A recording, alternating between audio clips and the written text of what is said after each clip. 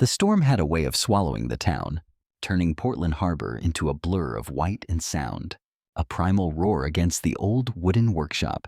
Ethan Walker pressed his gloved hand hard against the heavy door, feeling the wind try to snatch it from his grasp. He had seen storms before, but not like this. Not in years. This was the kind that made the world shrink, leaving only the relentless swirl of snow and the pounding surf. He pulled his collar higher, the scent of cedar and sawdust clinging to his clothes, ready for the short climb upstairs to the apartment he shared with his daughter. Then, headlights. 2 blinding beams cut through the blizzard, sweeping across the frosted windows. Too bright, too sudden against the encroaching dark. Ethan froze, one hand still on the lock, as a white SUV fishtailed to a stop outside his shop. The engine sputtered against the cold, exhaust rising in uneven bursts before settling into a rough, anxious idle. The driver's door opened. A woman stumbled out, her arms wrapped tightly around a child. For a moment, they were just shapes, 2 figures pressed against the wind's assault. Then, through the blur of snow, he caught the pale gleam of her face, the desperate way she hunched over the small girl in her arms. The child clung to her mother's neck, tiny fingers curled against a coat, too thin for this bitter night. Both trembled, caught between palpable fear and the piercing edge of the cold. Ethan didn't think. He acted. He shoved the heavy door open against the gale, letting the golden warmth of the workshop spill out into the maelstrom. "In here," he called, his voice steady, even as the wind tried to tear the words away. The woman lifted her head. Her eyes found him in that fleeting moment of clarity, and she staggered forward, with a strength born only of love and sheer, primal need. By the time she reached him, Ethan was already pulling them inside, his shoulder pressing the door shut, until the latch caught, and the storm's roar dimmed to a muffled, distant howl. She leaned against the wall for a second, breathing hard, her arms still wrapped around the girl, whose face was pressed into her shoulder, cheeks flushed from the cold, lips pale. Ethan reached for a thick wool blanket from the rack by the old cast-iron stove. Its weight fell around them like a warm, unspoken promise. He met her eyes then, wide, alert, and filled with a fear that went deeper than weather. It was a look he knew, one that resonated with ghosts he still carried. "Upstairs," he said quietly, gesturing toward the narrow stairwell. The storm might rage outside, but inside there was fire in the old stove, the scent of cedar in the walls, the kind of warmth that could bring life back to frozen hands, and perhaps a frozen heart. She nodded once, unable to speak, and followed where he led, just like that. On a night no one should have been out, Ethan Walker found himself guiding 2 strangers into the only safe place he had. What he didn't know yet was that the storm outside was nothing compared to the one that had driven them here. Upstairs, the air felt different, warmer, softer, touched with the faint sweetness of pine and cedar that had seeped into the beams over decades. Ethan motioned the woman and her child toward the worn sofa near the stove, then stepped back, giving them space. He knew enough about raw fear to recognize when words were better left unsaid.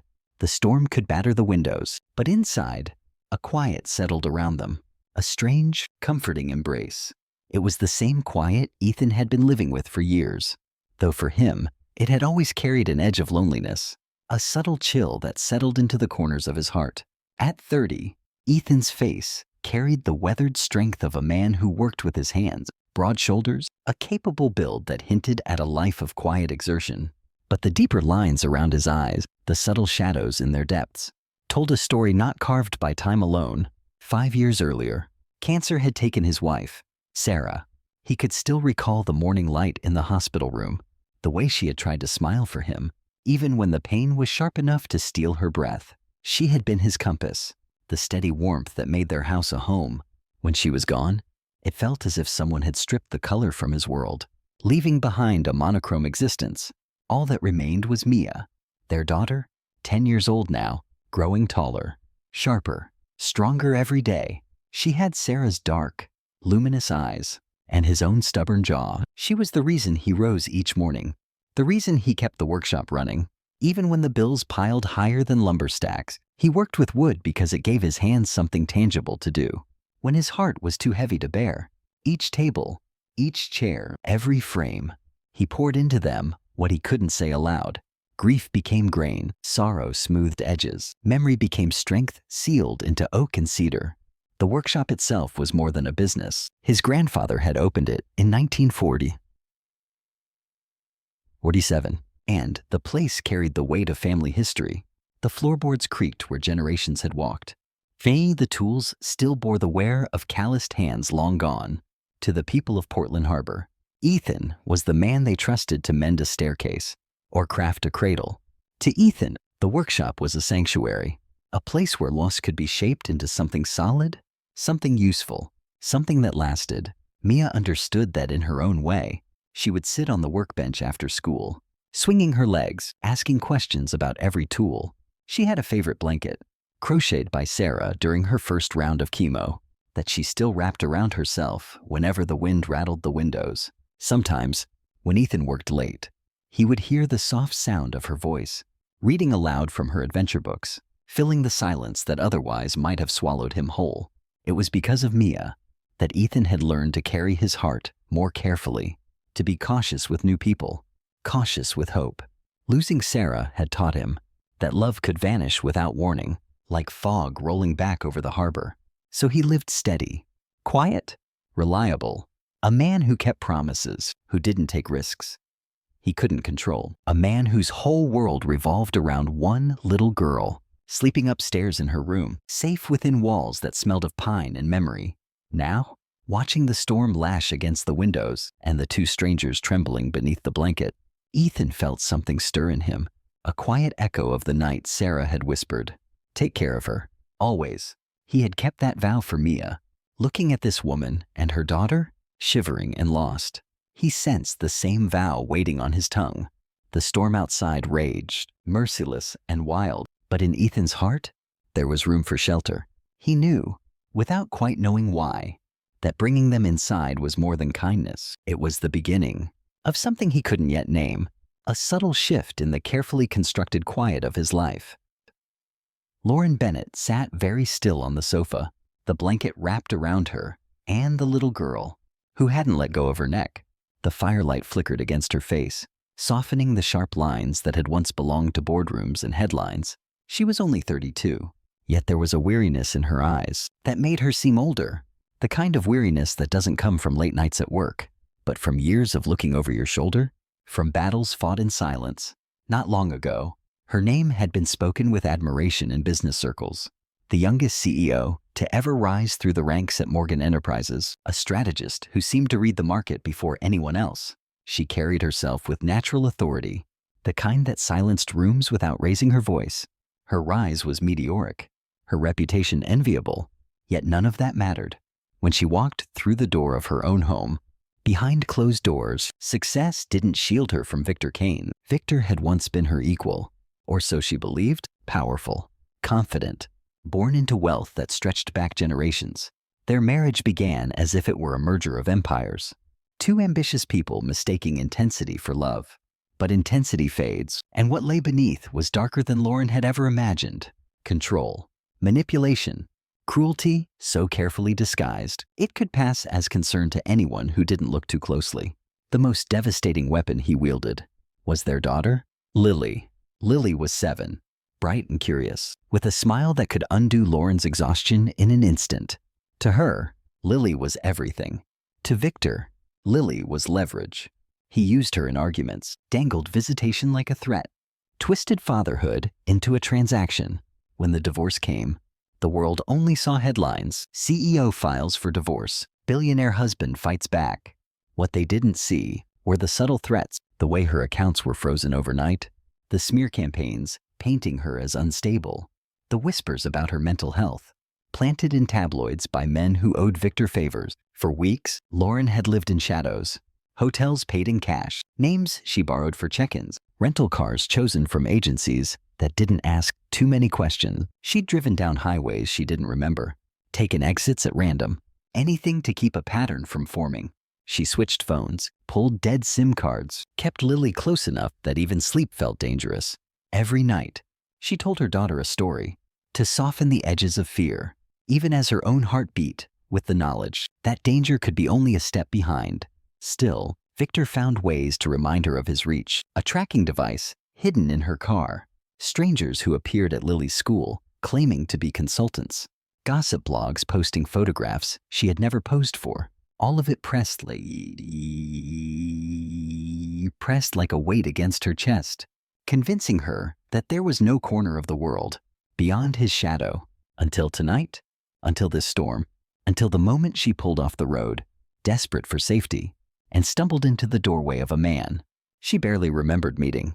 She tightened the blanket around Lily now, eyes fixed on the floor, as though admitting any of this aloud would make it more real. Inside, the truth burned.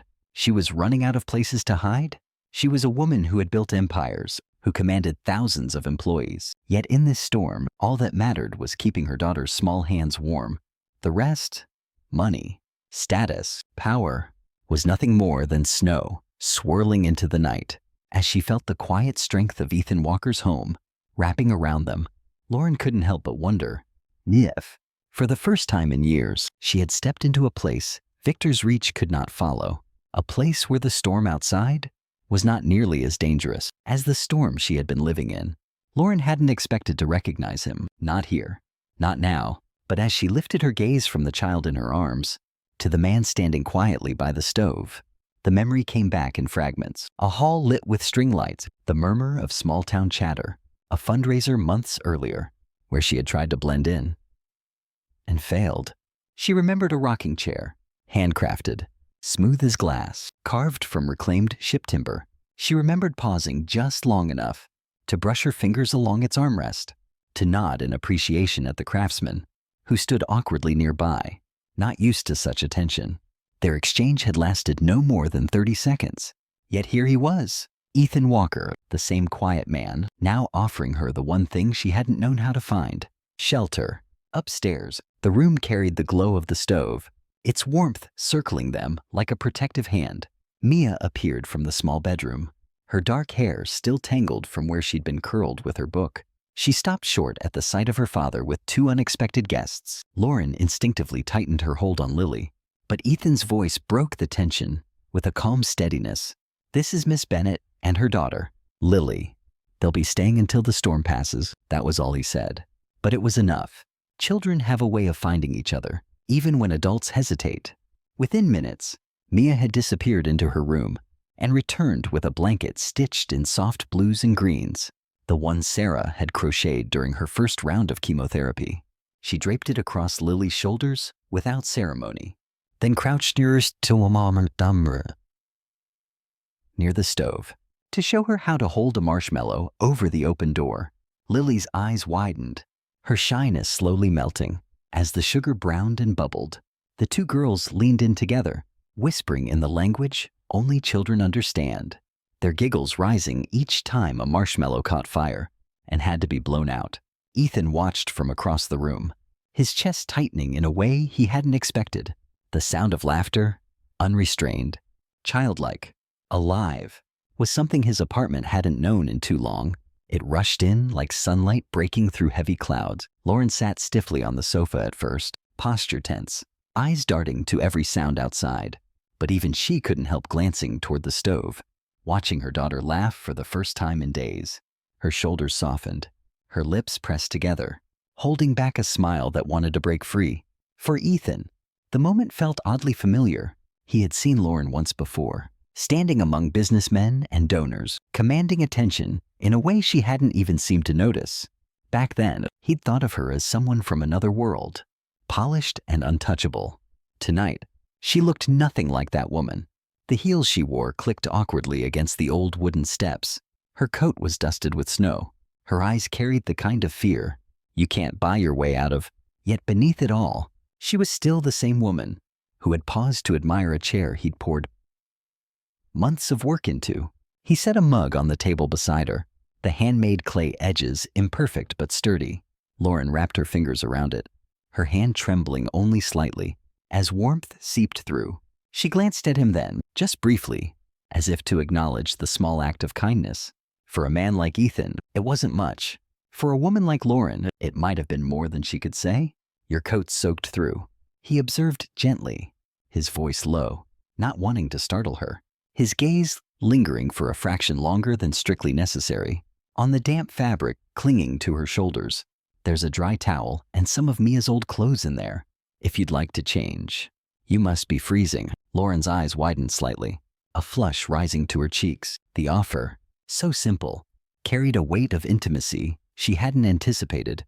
It was an invitation to shed her soaked armor, to reveal a more vulnerable self, even if only to the quiet awareness of this man. Her gaze darted to the alcove, a small, private space in the midst of his home. She could feel his eyes on her, a quiet, unwavering attention. That was unnerving, and yet, strangely, not unwelcome. A moment passed, thick with unspoken currents, before she nodded, a faint tremor in her movement. "Thank you," she managed, her voice barely a whisper. As she disappeared behind the rough spun curtain, a sense of raw exposure washed over her. The sound of the storm outside seemed to sharpen, contrasting with the soft glow of the fire within. Ethan didn't move, yet she felt his presence acutely.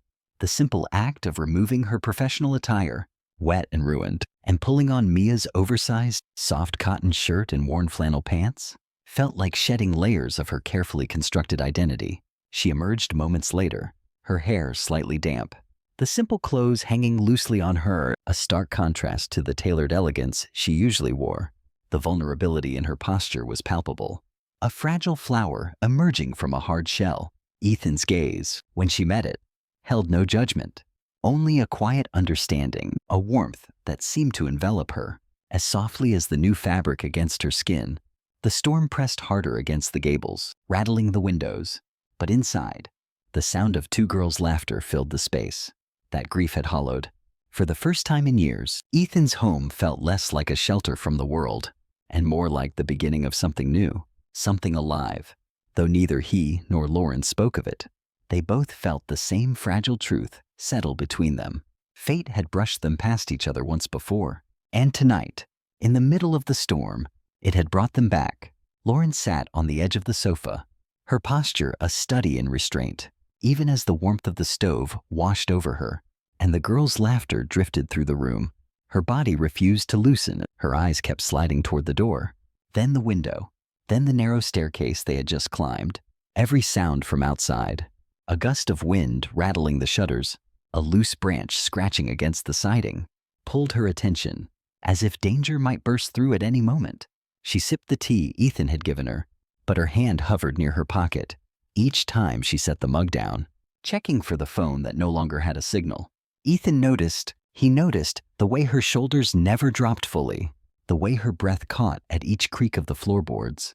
He had seen that kind of vigilance before, not in boardrooms or business leaders, but in neighbors who had fled bad marriages, in friends who had returned from deployments, carrying battles that never made it into the history books.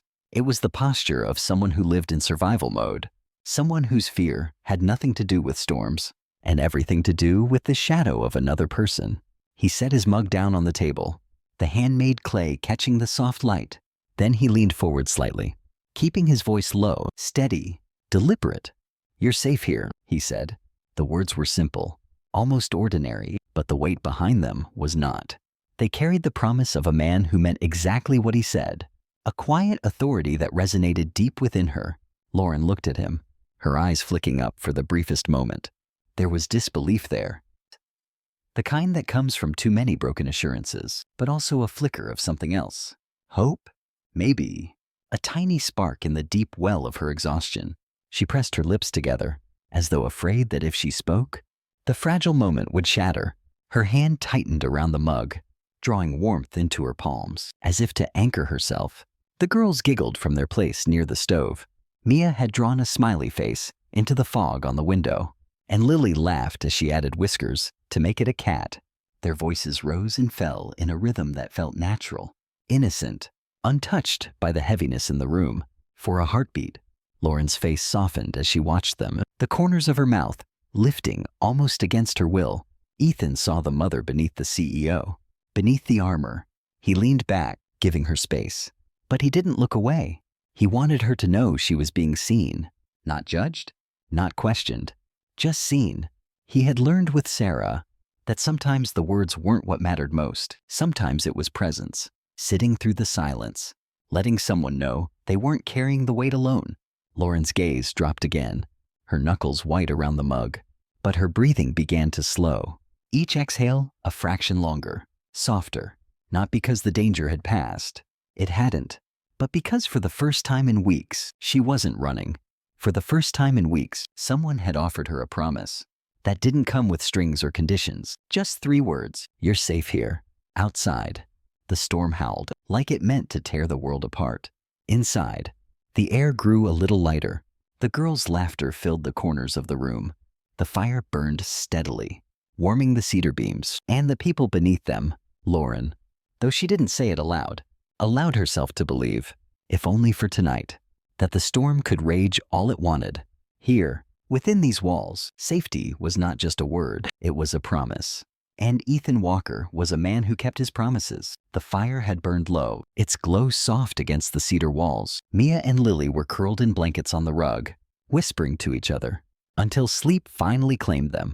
The hush that followed left only the sound of the storm pressing against the glass, and the faint whistle of wind through the eaves.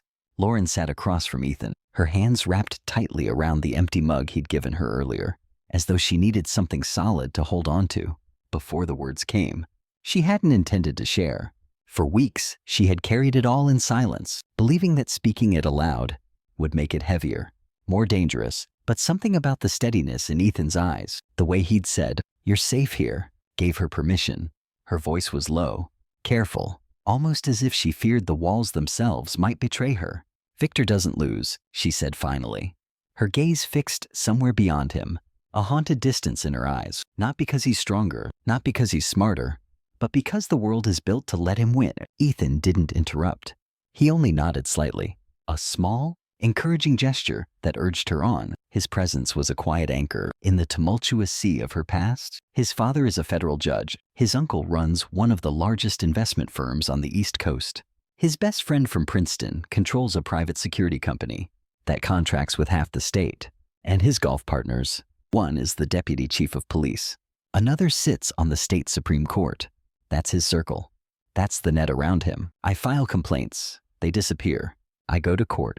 And the paperwork gets lost. Every time I tried to stand up, the ground was already tilted beneath me. She paused, drawing in a shaky breath, her fingers trembling around the mug, the simple ceramic a fragile barrier against the force of her memory. When I filed for divorce, he laughed, said I wouldn't last a year outside his shadow, that I'd never work again. When the court granted me custody of Lily, he smiled, like it was a game he'd already decided to win. And then the stories started, articles whispering that I was unstable, gossip blogs claiming I'd had breakdowns, complete with doctored photos of clinics I've never set foot in. Suddenly, every boardroom looked at me differently, not as a CEO, not as a strategist, but as a woman who might be too fragile to trust. Her eyes finally lifted to meet Ethan's, carrying exhaustion, but also defiance, the flicker of someone who refused to be erased. He calls me unfit, says I'm reckless, unwell, dangerous even. He doesn't have to prove it. He just has to say it. And the world nods along, because his money, his name, his power, those weigh more than truth. Ethan leaned forward, his forearms resting on his knees, his gaze unwavering. He recognized the raw edge in her voice, the despair of someone trapped in a fight, rigged from the start. It wasn't unlike the helplessness he had felt, watching Sarah fade. Except this was no disease. This was cruelty by design. "He uses Lily against me," Lauren whispered, her voice breaking for the first time, a tear tracing a silver path down her cheek. "Every phone call, every meeting, every threat. She's the pawn. He doesn't see her as a child, not really. Just leverage. And every day I run, I wonder how long before he finds us again." A sob caught in her throat, a fragile sound that broke the quiet. She covered her face with her hands, her shoulders shaking, the taming of weeks of terror and exhaustion finally breaking. Ethan moved without hesitation. He rose from his chair and sat beside her on the worn sofa, not touching her immediately, but his presence a warm, solid comfort. He let her weep, the sound a ragged counterpoint to the distant howl of the storm. When her sobs began to subside, he gently placed a hand on her back, a light, reassuring touch that conveyed deep empathy without intrusion. The fabric of Mia's shirt was soft beneath his palm, and he felt the delicate tremor still running through her. The room was silent, but for the storm and her ragged breathing. Ethan let the quiet stretch, steady and unhurried, allowing her tears to flow, to wash over the rigid defenses she had built. Then, in a voice low enough that it felt like a caress, a balm against her wounded spirit, he said, "He may have power out there, but in here, with me, he doesn't." Lauren swallowed hard, her throat tight, but something in her posture shifted. The fear was still there, a constant companion, but so was a small piece of trust, a fragile bloom. She lifted her head, her eyes red-rimmed but clear, meeting his. For the first time in weeks, she wasn't just running, she was being heard, truly seen, and in his quiet strength, she felt a glimmer of hope she hadn't dared to entertain. The night had grown deeper, the storm outside still raging with a kind of merciless rhythm. Ethan had risen once to stoke the fire, careful not to wake the girls, then settled back into the chair opposite Lauren. Her confession still hung between them, raw and heavy. Yet in the quiet afterward, something like peace had started to settle. For the first time in weeks, she wasn't carrying it alone. Then Ethan froze, a sound. Low, steady, unnatural against the howl of the wind. He moved quietly to the window, staying to the side, peering through a narrow crack in the curtain. Headlights, not moving, just sitting there in the swirling snow. A second pair appeared, then a third, positioning themselves in a wide arc across the street. The storm should have made travel impossible, yet here they were, 3 vehicles idling, patient as predators. He turned back toward Lauren. She was already standing, her hand tightening on the sofa's armrest, her body rigid with the recognition of a hunted animal. She didn't ask, she didn't need to. She had been expecting this moment, with every strained breath for weeks. "They found us," she whispered, her voice thin, raw with renewed terror. Ethan crossed the room, steady and controlled, the scent of wood smoke and a subtle, musky warmth clinging to him, a grounding presence in the sudden chaos. He was close now, close enough to feel the heat radiating from her trembling body, to see the rapid pulse beating at the base of her throat. "Get the girls, keep them away from the windows." Lauren moved quickly, kneeling beside Lily, who stirred under her blanket but didn't wake. Mia blinked, rubbing her eyes, confused by the tension suddenly thick in the room. Lauren pressed a finger to her lips, urging silence. When she straightened, something caught her eye. Lily's stuffed rabbit, Mr. Buttons, had slipped partly from beneath the blanket. Lauren reached to tuck it back in, but paused. A tiny glint, barely visible. She picked up the toy and turned it over in her hands. There, under the seam of its ear, a blinking green light. Her stomach dropped. Oh my God. He put it in her toy. Ethan was beside her in an instant, his jaw tightening as he took the rabbit gently from her hands. The device was no bigger than a coin, the LED pulsing with quiet, malevolent precision. He didn't need to say it, but he did, for her sake, his voice low and firm, cutting through her rising panic. "It's a tracker." Lauren's breath came in sharp, uneven bursts. The one thing Lily never let out of her sight, the object she carried from city to city, from motel to motel, had betrayed them. A gift from Victor on her birthday, something meant to soothe the child, twisted into a weapon against them. Lauren pressed a hand over her mouth, fighting the wave of nausea that rose at the thought. "He always knew," she whispered, her eyes wide with horror, and a fresh wave of despair. Every mile, every turn. He wasn't guessing. He was watching. Ethan crouched so he was level with her, his eyes holding hers, calm but firm, anchoring her in the storm that was no longer just outside. His proximity was intense, a comforting weight in the suffocating fear. "You found it. That matters. It means we can take it away from him now. But we have to move. Right now." Through the window, the glow of headlights cut sharper against the snow. Figures shifted in the dark, just beyond the reach of the floodlight. Men waiting, calculating, patient. Ethan felt the old instincts rise. The same instincts that had once kept him alive in places far from Portland Harbor. He wasn't just a carpenter. Not tonight. Tonight, he was the barrier between those men and the 2 little girls sleeping upstairs.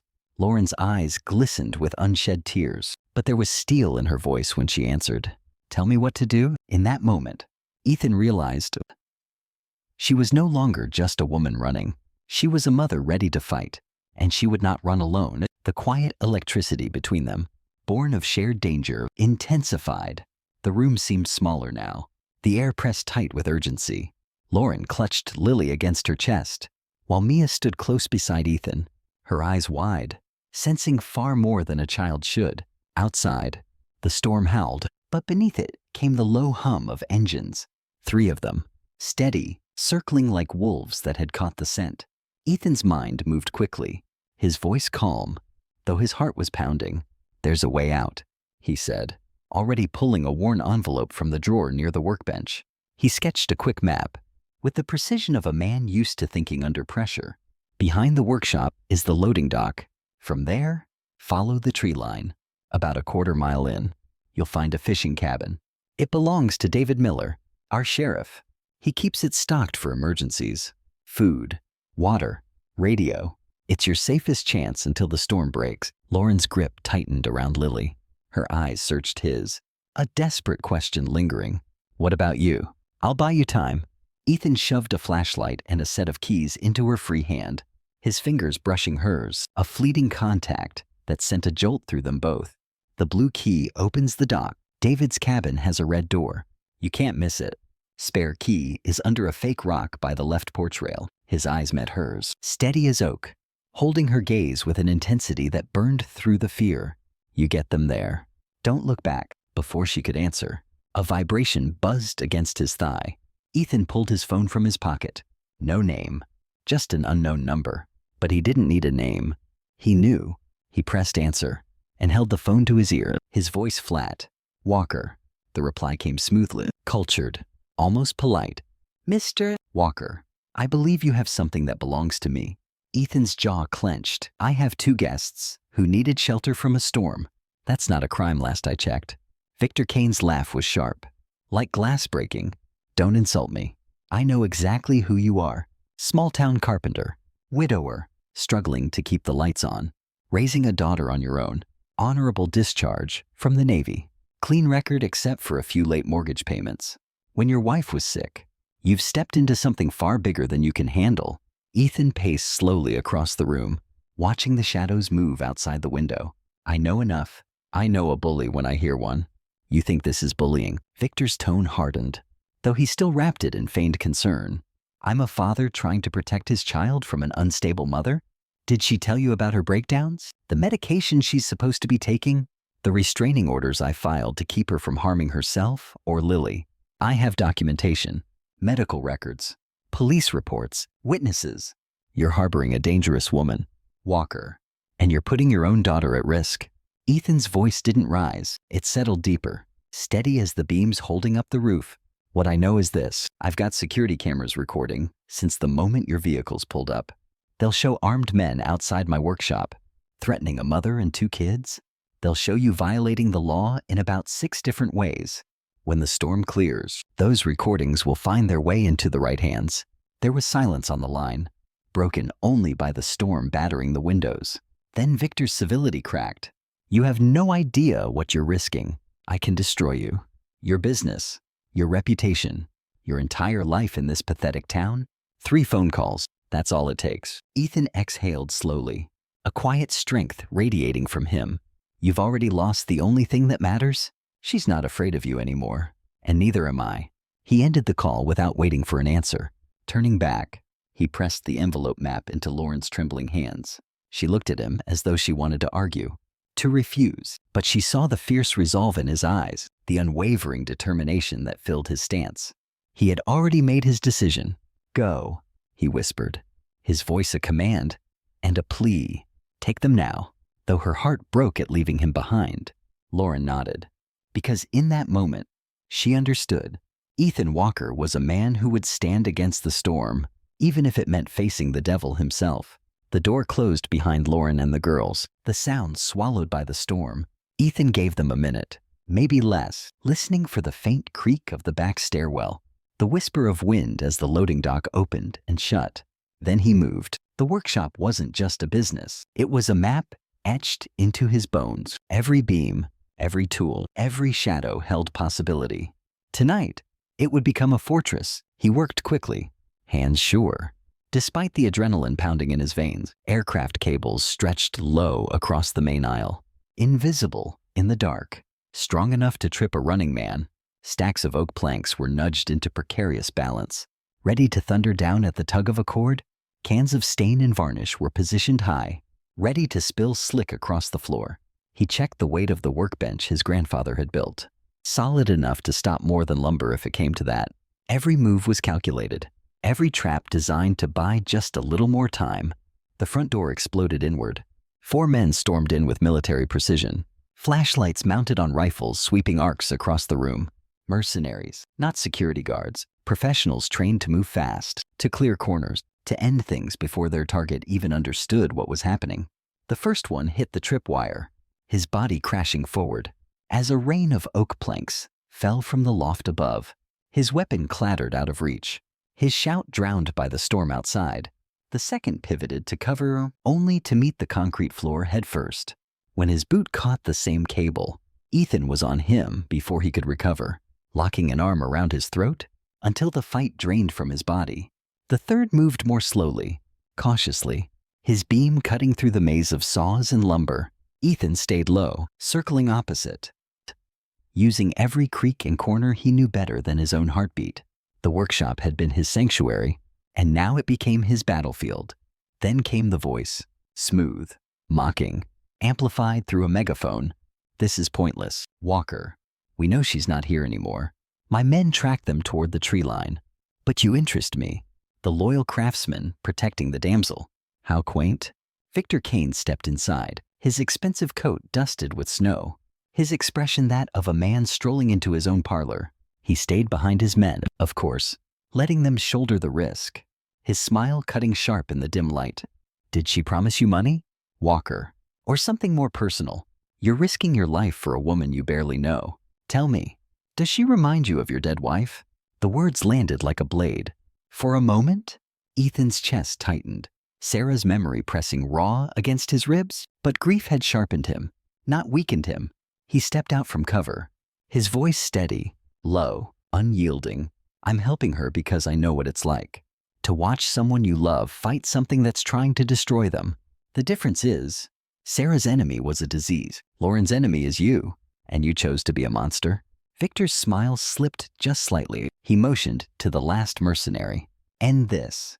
The rifle came up, a red dot blooming against Ethan's chest. He dove behind the saw table, the crack of gunfire splitting the air, wood splintering above his head. Then, cutting through storm and curses, came the sound that shifted everything.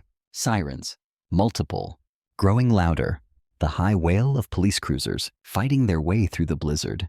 Victor's face hardened, calculation replacing arrogance. He had minutes, maybe seconds, outside. Red and blue lights cut through the snow as vehicles skidded to a halt. Doors slammed, shouts carried, and then a familiar voice boomed through the loudspeaker. "David Miller, Sheriff. Kane. Step out now. Hands where we can see them."